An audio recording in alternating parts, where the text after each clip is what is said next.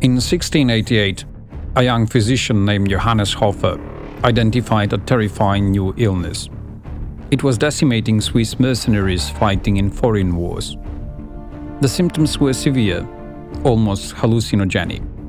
High fever, heart palpitations, the hearing of voices, and a potentially fatal inflammation of the brain.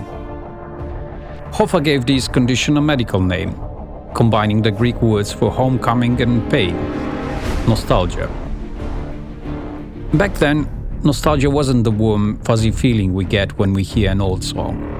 It was a pathology. It was a medical diagnosis for a mind so violently detached from its present reality that the body began to shut down. The only known cure was to go home. If left untreated, the prognosis was death. 3 centuries later, we no longer treat nostalgia as a disease, but perhaps we should, as we are witnessing a global pandemic of toxic imperial nostalgia. It is a political virus where entire nations, unable to cope with the pain and complexity of the present, retreat into a sanitized, hallucinated version of their past. It is a seduction that promises dignity but delivers ruin.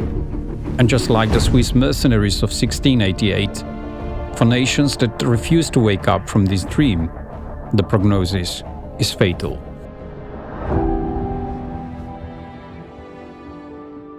Consider China in the 15th century. They possessed a treasure fleet, ships far larger and more advanced than anything in Europe, reaching as far as East Africa. But the emperor decided that the connection to the world was a threat. He believed the empire had no need for the outside. They burned the ships, they turned inward. Centuries later, the British arrived in China bearing gifts for the emperor: a planetarium showing the movements of the heavens, and a steam engine, the machine that would power the Industrial Revolution and transform the entire world. The emperor's response has echoed through history as perhaps the most expensive act of nostalgia ever recorded. He said, "Our empire possesses all things in prolific abundance and lacks no product within its borders. There is therefore no need to import the manufactures of outside barbarians." The steam engine never left its shipping crate. This wasn't just arrogance. It was a deep philosophical commitment. Chinese thought that history required regular reversion or restoration. Moving forward meant returning to ancient wisdom. But while China was reverting, Europe was revolutionizing. By 1839, when British gunboats arrived for the Opium Wars, China discovered what nostalgia costs. The celestial empire that needed nothing was carved into pieces by the very barbarians it had dismissed. The century of humiliation had begun, and it would reshape Chinese consciousness in many ways that still drive Xi Jinping's policies today. Japan made the identical mistake. For over 200 years under Sakoku, the chain country policy, they sealed their borders, convinced that foreign influence would corrupt their superior culture. When American ships forced them open in 1853, Japan was so far behind that it had to abolish feudalism overnight just to survive. The pattern is clear. Nations that tried to freeze themselves in an imagined golden age didn't preserve their greatness. They guaranteed their destruction. To understand how lethal this ideology can be, we need only look at a patient that never healed: Russia. When the Soviet Union collapsed in 1991, it wasn't just a political change. It was a psychological amputation. Millions woke up inside a country that no longer made sense. Status vanished, rules flipped, and survival replaced meaning. The damage lingered long after the flags came down. When Putin came to power, he understood that for a wounded nation, history is the ultimate painkiller. The strategy was simple: restore the pride lost in the collapse by resurrecting the ghosts of glory. But this kind of nostalgia is selective. It requires you to forget just as much as you remember. The gulags, the purges, and the terror of the Stalinist era were pushed into the shadows. In their place, a new civil religion was constructed around the victory of 1945. The war became the foundational stone of a new identity, the answer to the trauma of 1991. This is what observers call the long hangover. It is a state where the present is merely a stage for reenacting the past. But this isn't just about parades. It has a body count. This weaponized memory is what fueled the annexation of Crimea and the fires of war in Ukraine. It drives men to fight for countries that no longer exist on any map. But Russia is not unique. This infection does not care about borders. In India, the state has set out to remake the past.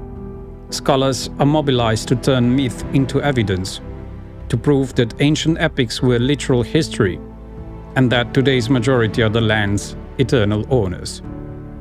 This is not pride, it's a fantasy. The Prime Minister himself has suggested ancient India mastered genetic engineering and plastic surgery, citing the god Ganesha as proof. Why do all this? Why blur the line between faith and fact? Because if you can prove the glories of the empire are scientific reality, you can strip the complexity from history. You can erase the migrations, the invasions, and the tapestry of cultures that make a nation what it is.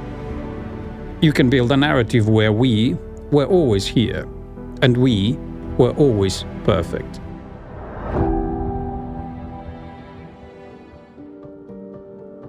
In the West, this sickness takes a different shape. It is a nostalgia for an economic fiction. In the United States, the slogan "Make America Great Again" promises a return to the 1950s, a golden era of high wages, booming industry, and a clear social order. But this promise is built on a logical fallacy. It seeks to rebuild a past that wasn't just lost, but structurally impossible to recreate. Consider the obsession with coal. Leaders promise to put the miners back to work, ignoring a brutal economic reality. It wasn't environmentalists who killed coal jobs. It was automation and cheap natural gas. To promise a return to 1950s employment levels without the 1950s technology is an absurdity. It is like promising to bring back the horse and buggy industry to solve traffic. You're fighting a war against efficiency itself. Furthermore, the 1950s economy they yearned for was built on unique conditions. The rest of the world's industrial base had been destroyed by World War II. America stood alone because everyone else was in ruins. To want that economy back is to implicitly wish for the destruction of the rest of the global economy. You cannot have the glory of the past without the catastrophe that enabled it. Across the ocean, Britain suffers from a twin delusion called Empire 2.0. When the reality of Brexit hit, a fantasy emerged in Whitehall. The idea was that the United Kingdom could simply swap the European Union for its former colonies. They believed that Australia, India and Canada were just waiting to return to the motherland's embrace. To think these nations would rush to sign unfavorable trade deals out of sentimental loyalty to their former colonizer is pride that has lost touch with reality. As one historian put it, this is like a recently divorced person looking up their ex on Facebook and being shocked to discover they have moved on, gotten married, and have kids. They might have fond memories, but they don't miss you. But perhaps nowhere is this tragedy more palpable and more heartbreaking than in the Arab world. In places like Russia or Britain, the nostalgia is often for an empire of force. But for the Arab nations, the nostalgia is for an empire of the mind. There was a time when Baghdad was the intellectual capital of the human race. While Europe was stumbling through the dark, Arab scholars were inventing algebra, mapping the stars and preserving the philosophy of the ancients. The evidence that the past was better than the present isn't just propaganda here. It is carved into the architecture of history. And this is why the trap is so deadly. When the present is filled with humiliation, corruption, and rubble, the temptation to live in the golden age becomes overwhelming. But digging up the majesty of the past to prove your worth to the world is a useless gesture. It might restore a fleeting sense of dignity, but it changes absolutely nothing about the material reality of the person suffering right now. A culture that glorifies its distant past and avoids its present disasters is not honoring history. It is hiding from the world it actually lives in. So why do we fall for it? Why is the past so seductive, even when it is lethal? After periods of humiliation, whether colonial domination or national collapse, the instinctive response is to retreat into the past to reclaim dignity. Intellectuals frantically dig through the dust of history to declare, look, we were great once. And this impulse is a dead end. Fixation on what came before turns culture into a museum, static, curated, and detached from life. The glory of the past cannot satisfy the hunger of the present. Nostalgia is not going away. It is a powerful drug for a confusing world. But we must distinguish between two types.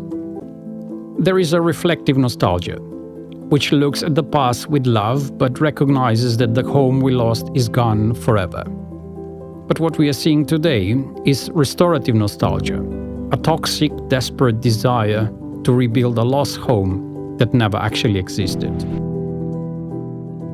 The danger lies in believing that history can be reversed. It cannot. The only escape is not to imitate the past, but to invent the future.